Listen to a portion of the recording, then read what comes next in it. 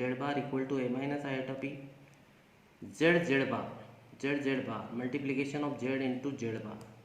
Identity will be there, a plus b, a minus b, that is a square minus b square, and because of that iota square minus will become plus, and a square plus b square we can write it root a square plus b square whole square, and this root a square plus b square we can write it modulus z, and whole square is there.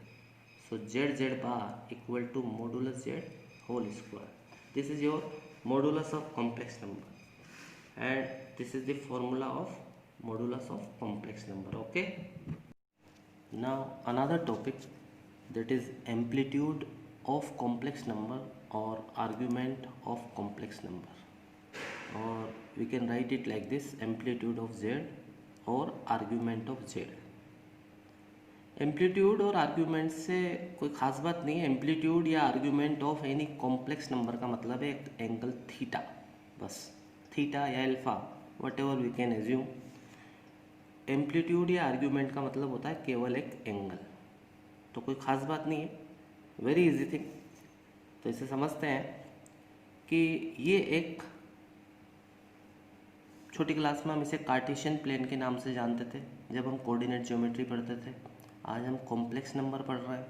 माना आपका complex number है z equal to x plus iota y और x y you can say, और x Y को जब इस plane में हम रिप्रेजेंट करते हैं, और डेफिनेटली रियल नंबर को एक्स एक्सिस पर रिप्रेजेंट किया जाएगा और इमेजनरी पार्ट को वाई एक्सिस पर रिप्रेजेंट किया जाएगा। तो जब किसी कॉम्प्लेक्स नंबर को इस प्लेन में रिप्रेजेंट किया जाता है तो इसे या तो हम आर्गन प्लेन बोलते हैं या फिर इसे हम कॉम्प्लेक्स प्लेन भी बोल सकते हैं, क्योंकि जब कॉम्प्लेक्स नंबर को हम इस पर रिप्रेजेंट कर रहे हैं, और जब कोऑर्डिनेट को रिप्रेजेंट करते थे सिंपली तो हम इसे बोलते थे कार्टेशियन प्लेन।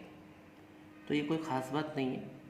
और एम्पलीट्यूड और आर्ग्यूमेंट का मतलब होता है एक एंगल थीटा, जैसा कि आप यहाँ पर देख पा रहे हैं कि कोई लाइन है, इसने पॉजिटिव एक्स एक्सिस से जो एंगल बनाया थीटा, वही आर्ग्यूमेंट या एम्पलीट्यूड कहलाता है। एक लाइन है ओपी, आप देख सकते हैं, which is making angle theta with the positive direction of x axis, that is called argument or amplitude of z.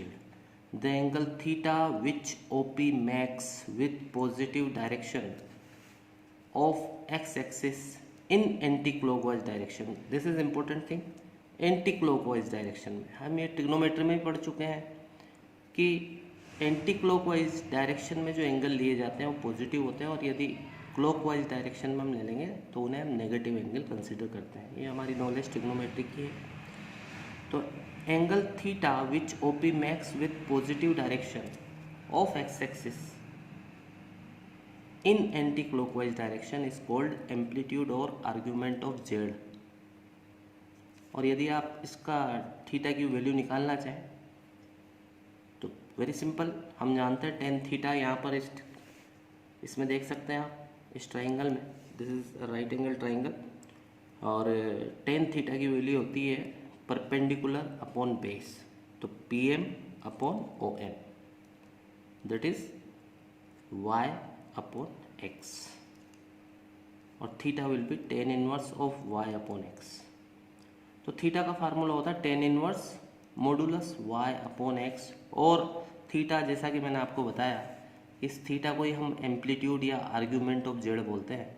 तो आर्ग्यूमेंट ऑफ जेड और एम्पलीट्यूड ऑफ जेड का जो फॉर्मूला बना है वो क्या बना, tan inverse modulus of imaginary part of Z that is Y upon real part of Z that is x.